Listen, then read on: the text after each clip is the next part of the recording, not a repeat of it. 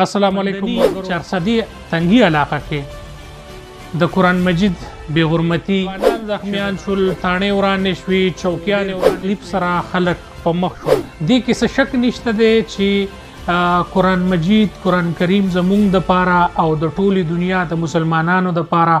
هغه کتاب دی چې مونږ د خپل ځان، د خپل مال، د خپل وجود نه پولیس والا وي، که ایسائی وي، که سب انسپیکټر وي، که انسپیکټر کریم فرقان حمید په نامه باندې پولیس ډېره زیاته بې عزتي وشوله.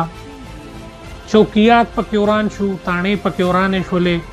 او پولیس هم ډېر ستونزو سره مخ شو، خلک هم ډېر مسایلو سره مخ شو. اپیل کوم چې دا پولیس، دا قوم، دا سرکاري ادارې د هغې بچې وي او په هغه باندې داسې قسم له الزام ولګي. اعوذ بالله من الشیطان الرجیم، بسم الله الرحمن الرحیم. درود شریف، مینه، محبت، هر څه د محمد صلی الله علیه و آله وسلم د پاره. السلام علیکم ورګرو، امید لرم ټول مرګري به روغ جوړ یې. زه یم محمد عمران نیک او تاسو نیک په نیغه زما یوټیوب چینل ام عمران نیک آفیشل ګورئ. امید لرم چې ټول به روغ جوړ یې. دوستانو، د نن ویلاګ چې کوم دی هغه د دې حوالې سره دی چې په مندني چارسدی تنگی علاقه کې د قرآن مجید بې حرمتي شوې ده. یو چرسی، یو بنګي او یو غیر مسلمه کس کړی ده، ناپوهه یا پاگل دی او یا خو مسلمان هم نه دی. خو په دې لړ کې چې کوم زیان وشولو، کوم نقصان وشولو، ځوانان زخمیان شول، تاڼې ورانې شوې، چوکیانې ورانې شوې او دا رنګ ډېر بد رد ویلی شو او په قوم کې یو غصه ده، یو تکلیف دی او دا شروع دی. دې حوالې سره خبره کوم. علماء کرام زموږ مشران ډېر زیات راله، هغې په دې باندې عوام ته دا دغه وکړو چې تاسو لږ د صبر نه، تحمل نه کار واخلئ. ورسره د علاقې معززینو مشرانو دا کوشش وکړلو چې دا کومه مسله ستونزه مخې ته راغلې ده چې په دې باندې قابو وموندی شي او دا نوره د معاشرې د خلکو ته ناسور جوړ نشي، مسایل نور زیات نشي او چې د کومو ستونزو نه، د کومو مسلو نه خلک ریدل، نو هغه ټولې مسلې تر منځه راغللې او ډېر تکلیف سره خلک په مخ شول. دې کې څه شک نشته دی چې قرآن مجید قرآن کریم زمونږ دپاره او د ټولې دنیا د مسلمانانو دپاره هغه کتاب دی چې مونږ د خپل ځان، د خپل مال، د خپل وجود نه بهتره ګڼو، مونږ د خپل بچو نه، د خپلو خویندرونو نه بهتره ګڼو، مونږ د خپل پټي، د خپل مال حال نه بهتره ګڼو او دې کې به انشاءالله مخکې هم څه شک نه وي. خو کچرې داسې یو سپی، یو بې غیرته سړی راپاسي او هغه زمونږ د پاک کتاب بې حرمتي وکړي، نو پولیس والا به هغه ګرفتارۍ، په هغه باندې به ثبوت راوړي او هغه پولیس والا وي، که ایسائی وي، که سب انسپیکټر وي، که انسپیکټر وي او که ایس ایچ او وي او که ډي ایس پي وي، نو هغه خو د نورو خلکو دپاره که هر څنګه وي یا هر کردار والا وي، خو د الله او د الله په کتاب باندې هغه کله هم کمپرومایز نشي کولی. هغه به یو سیده ساده صفا خبره راوړي، د قوم مخې ته به هم دي، د حکومت مخې ته به هم دي او د جج مخې ته به هم دي. کله چې د قرآن، کله چې د محمد رسول الله او کله چې د الله جل جلاله خبر راشي، نو په هغې کې پولیس هم غل نشي کېدی او ګناهګار نه ګناهګار سړی په هغه ټایم کې خپل ځان پیش کوي او ځان په دې خبره وژني چې نور خو زه ګناهګار یم، خو کیدی شي چې د الله په نامه، د رسول الله په نامه، د قرآن کریم فرقان حمید په نامه باندې ځان قربان کم او الله تعالی ما وبخي. نو کله هم داسې کار، داسې مسایل چې څنګه زمونږ پښتانه په څو مسلو باندې، لکه څنګه چې په پلی کې په وشول، په هغه شلا ګوډا او نیم پاگل هلک سره، په هغې کې هم قوم په خپله فیصله وکړله او هغې کې ځوان اوسېدلو، وی وژلو او شل ګوډو او هغه چې کوم دی ډېره یو لویه مسله وه د هغې نه بعد ځینې مشرانو داسې ستونزې او داسې خبرو پیشنګویي کړې وه چې کیدای شي چې د 400 دا خلک چې څنګه حکومت په لاس کې اخلي نو په راتلونکي وخت کې الله دې نه کړي د اسلام په نوم د قرآن په نوم او د الله او د هغه په نوم باندې غلط الزامونه ولګي غلطې خبرې وشي او په هغې کې داسې ستونزې راشي داسې مسلې راشي چې خلک پکې ووژلی شي خو کیدای شي چې هغه خلک ګناهګار نه وي نن چې دا کومه ستونزه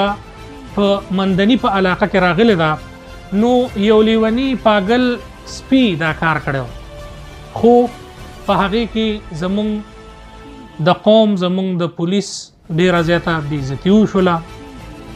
چوکیات پکې وران شو تاڼې پکې ورانې شولې او پولیس هم ډیر ستونزو سره مخ شو خلک هم ډیر مسایلو سره مخ شو د پولیس کار د کس گرفتارول هغه پیرول پیش کول او عدالت ته مخې ته کول بیا د عدالت فیصله ده چې هغه عدالت بری کوي او که عدالت یې پرېږدي چې کله د عدالت فیصله راشي او عدالت کومه فیصله وکړي د هغې نه بعد پولیس په هغې باندې مخکې کار کوي نو پولیس والا د خپل بیلټ سره او د دغه سره دا حل پوچت کړی وي چې مونږ به داسې یو کار نه کوو چې هغه د قانون په خلاف ورزۍ کې راځي پولیس خپله ډیوټي کوله خو څه مشتعل مظاهرینو د هغې د کمزورتیا نه او د هغې د عوامو دپاره یو نرم رویه ساتلو د وجې نه زمونږ عوام نور هم مشتعل شولو او هغې داسې ګامونه اوچت کړل چې پکې نن چوکیات هم وسول پکې نن تاڼې هم ورانې شوې او په لارو باندې هم زمونږ د پښتنو خویندو میندو ته مسلمانانو خویندو میندو ته بچو ته ماشومانو ته ډېرې غټې مسلې تر مخه وې په لاره باندې روډونه بندو ټول خلک پیدل روانو او د عام ټرافیک دپاره لارې بندې وې د دې سره سره که تاسو وګورئ نو که مونږ داسې خبرو له مخنیوی ونه کړلو مشرانو مخنیوی ونه کړلو په اسمبلی کې په دې باندې بلونه پاس نه کړی شول نو راتلونکي وخت کې به د عوامو او د سرکار ترمنځ ډېرې غټې شخړې او مسلې پیدا شي په دې وجه باندې زمونږ حکومت لا پکار دی چې په دې باندې یو بهترین قدم اوچت کړي یو ښه قدم اوچت کړي او د خپلو عوامو د خپلو کشرانو د خپلو ځوانانو دپاره یو داسې آئین یو داسې قانون راوړي چې څوک د قرآن بې حرمتي کوي څوک د پیغمبر صلی الله علیه و آله وسلم په ذات کې څه خبره کوي یا د الله تعالی په شان الله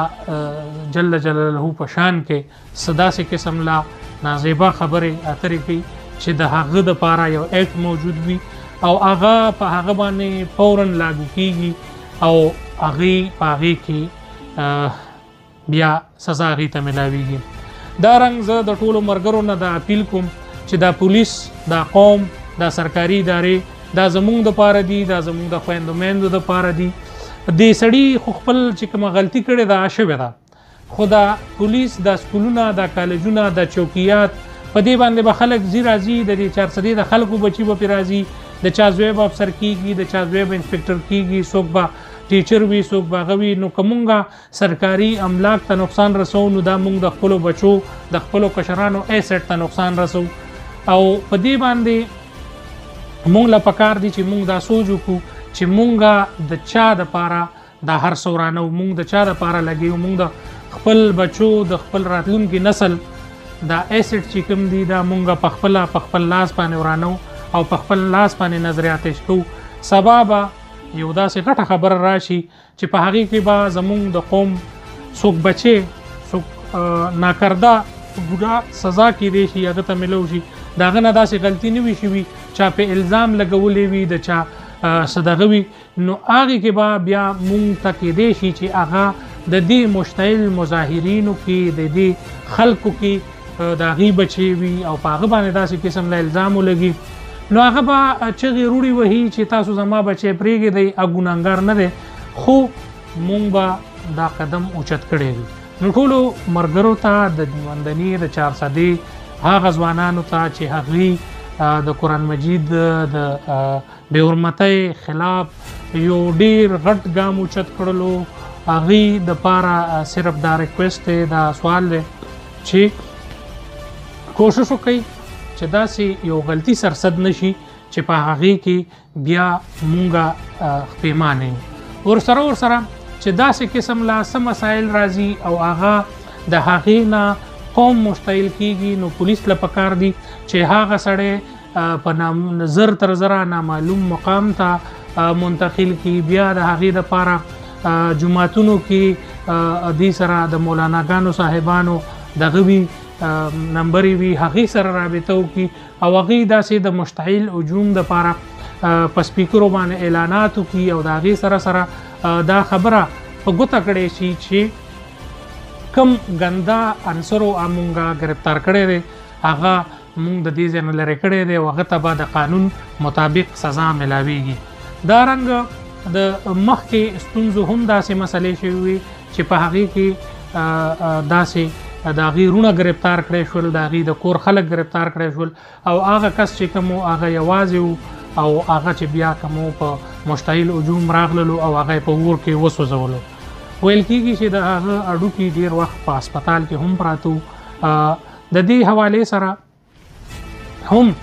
په باشعوره خلکو کې ډیر زیات دغه و چې یاره که داسې ښه ګامونه د حکومت د طرف نه اخیستی شوی وی نو کیدای شي چې دا مسله مونږ ته نه وی راغلی. دا تاڼې، دا پولیس والا، دا چوکیات دا زمونږ دپاره دي، دا د عوام دپاره دي او دا زمونږ د عوامو اجرې هم دي، دا زمونږ د عوامو کورونه هم دي او زمونږ د هغه غریبانانو خلکو کورونه دي چې هغې چرته هم نشي تللی، نو لاړ شي او ساحلین جوړ شي او پولیس ته سوال وکړي چې ما سره دا ظلم کیږي. نو کوشش وکړئ چې مونږ د خپل چوکیات، د خپل تاڼې، د خپل سرکاري املاک دا ونسیزو، د پولیس زمونږ دی، مونږ پولیس ته نقصان ونه رسو او راتلونکي وخت کې د داسې ستونزو دپاره مشرانو له پکار دي چې په دې باندې د دې مخنیوی وکړي او د دې یو ښه طریقې سره د دې قانون پاس کړي. د دې سره په دې خبره باندې زما ریکویسټ دی مشرانو ته، آی جي خیبر پښتونخوا ته او مردان ریجن ډي آی جي ته او سره وزیر اعلی خیبر پښتونخوا ته چې د دې حوالې سره ډیره غټه قانون سازي وکړي، په دې خبرو مخنیوی وکړي او زمونږ خلکو کې تاسو ته پته ده چې کله د اسلام خلاف کومه خبره راشي نو زمونږ خلک ډیر زر ګام اوچتوي، ډیره تیزي کوي، ډیر دغه کوي، نو د دې خلاف یو ښه کردار ادا کړي. ډیره مننه، ډیره شکریه. السلام علیکم.